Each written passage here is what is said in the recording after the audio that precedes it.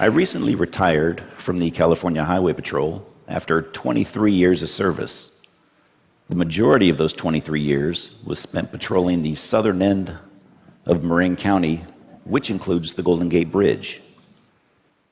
The bridge is an iconic structure, known worldwide for its beautiful views of San Francisco, the Pacific Ocean, and its inspiring architecture.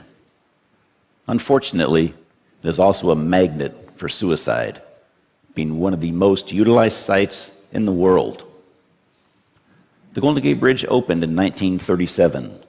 Joseph Strauss, chief engineer in charge of building the bridge, was quoted as saying, "The bridge is practically suicide-proof. Suicide from the bridge is neither practical nor probable. But since its opening, over 1,600 people have leapt to their death from that bridge." Some believe that traveling between the two towers will lead you to another dimension. This bridge has been romanticized as such. That the fall from that frees you from all your worries and grief, and the waters below will cleanse your soul. But let me tell you what actually occurs when the bridge is used as a means of suicide. After a free fall of 4 to 5 seconds, the body strikes the water at about 75 miles an hour. That impact shatters bones, some of which then puncture vital organs. Most die on impact. Those that don't generally flail in the water helplessly and then drown. I don't think that those who contemplate this method of suicide realize how grisly a death that they face. This is the cord. Except for around the two towers, there's 32 inches of steel paralleling the bridge. This is where most folks stand before taking their lives. I can tell you from experience that once the person is on that cord, and at their darkest time, it is very difficult to bring them back. I took this photo last year as this young woman spoke to an officer contemplating her life. I want to tell you very happily that we were successful that day in getting her back over the rail. When I first began working on the bridge, we had no formal training. You struggled to funnel your way through these calls. This was not only a disservice to those contemplating suicide, but to the officers as well. We've come a long, long way since then. Now, veteran officers and psychologists train new officers. This is Jason Garber. I met Jason on July 22nd of last year when I received a call of a possible suicidal subject sitting on the cord near mid-span. I responded, and when I arrived, I observed Jason speaking to a Golden Gate Bridge officer. Jason was just 32 years old and had flown out here from New Jersey. As a matter of fact, he had flown out here on 2 other occasions from New Jersey to attempt suicide on this bridge. After about an hour of speaking with Jason, he asked us if we knew the story of Pandora's box.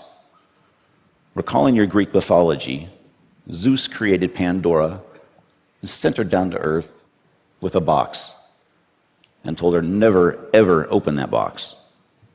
Well, one day, curiosity got the better of Pandora, and she did open the box. Out flew plagues, sorrows, and all sorts of evils against man. The only good thing in the box was hope. Jason then asked us, what happens when you open the box and hope isn't there? He paused a few moments, leaned to his right, and was gone. This kind, intelligent young man from New Jersey had just committed suicide. I spoke with Jason's parents that evening, and I suppose that when I was speaking with them that I didn't sound as if I was doing very well. Because that very next day, their family rabbi called to check on me. Jason's parents had asked him to do so. The collateral damage of suicide affects so many people. I pose these questions to you. What would you do if your family member, friend, or loved one was suicidal? What would you say? Would you know what to say? In my experience, it's not just the talking that you do, but the listening. Listen to understand.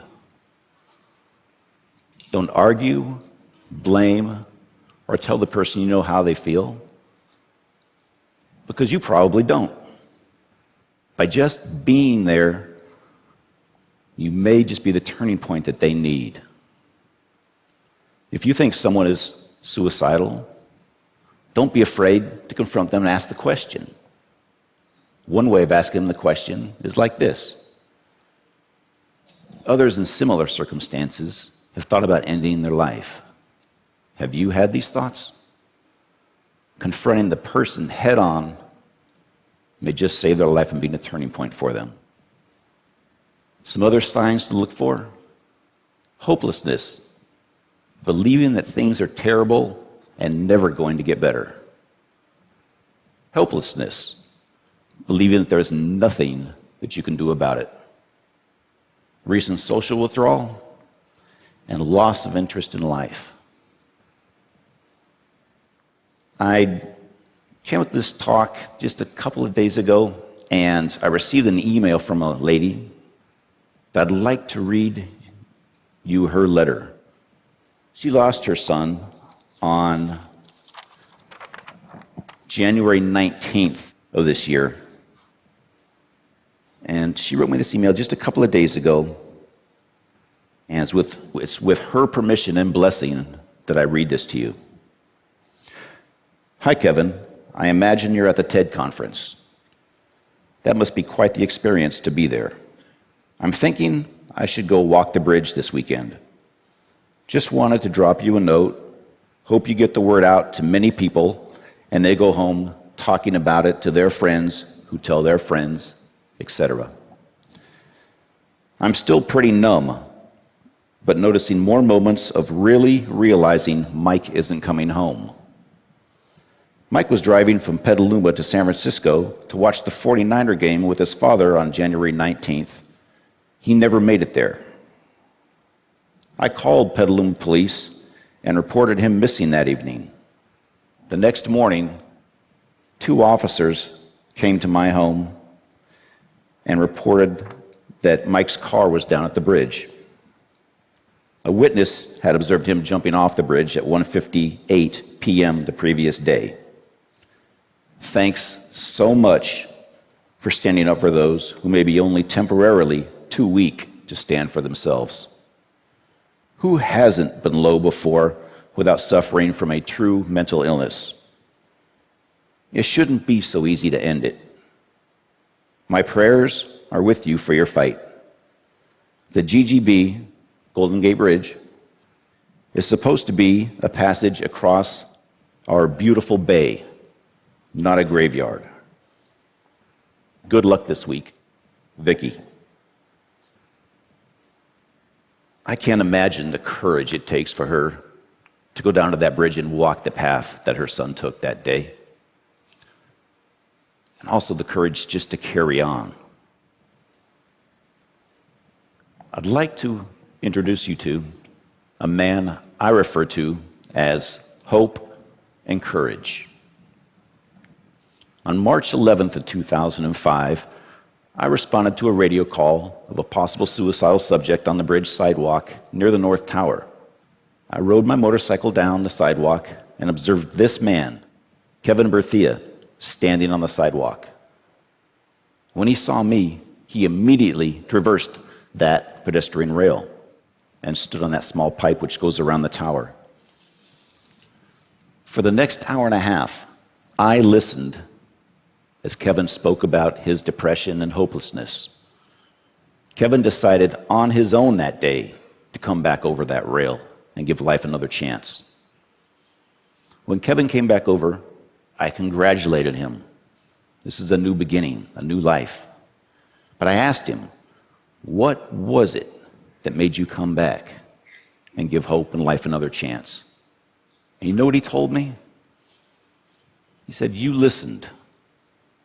You let me speak, and you just listened. Shortly after this incident, I received a letter from Kevin's mother, and I have that letter with me, and I'd like to read it to you. Dear Mr. Briggs, nothing will erase the events of March 11th, but you are one of the reasons Kevin is still with us.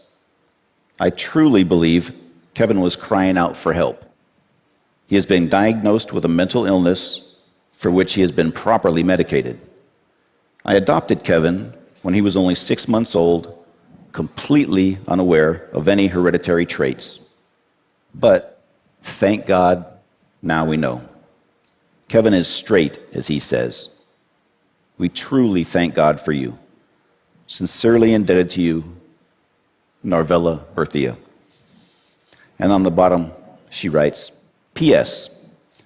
When I visited San Francisco General Hospital that evening, you were listed as the patient. Boy, did I have to straighten that one out. Today, Kevin is a loving father and contributing member of society.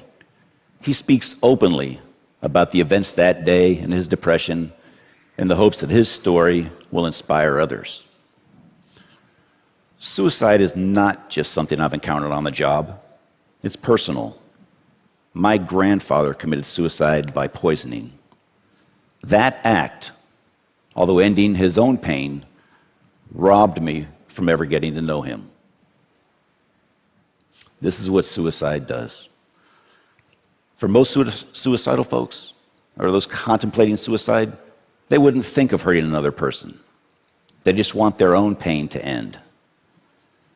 Typically, this is accomplished in just 3 ways: sleep, drugs or alcohol, or death. In my career, I've responded to and been involved in hundreds of mental illness and suicide calls around the bridge. Of those incidents I've been directly involved with, I've only lost 2, but that's 2 too many. One was Jason. The other was a man I spoke to for about an hour. During that time, he shook my hand on 3 occasions. On that final handshake, he looked at me and he said, Kevin, I'm sorry, but I have to go. And he left. Horrible, absolutely horrible. I do want to tell you, though, the vast majority of folks that we do get to contact on that bridge do not commit suicide. Additionally, that very few who have jumped off the bridge and lived and can talk about it, that 1% to 2%, most of those folks have said that the second that they let go of that rail, they knew that they had made a mistake and they wanted to live. I tell people the bridge not only connects Marin to San Francisco, but people together also. That connection or bridge that we make is something that each and every one of us should strive to do. Suicide is preventable.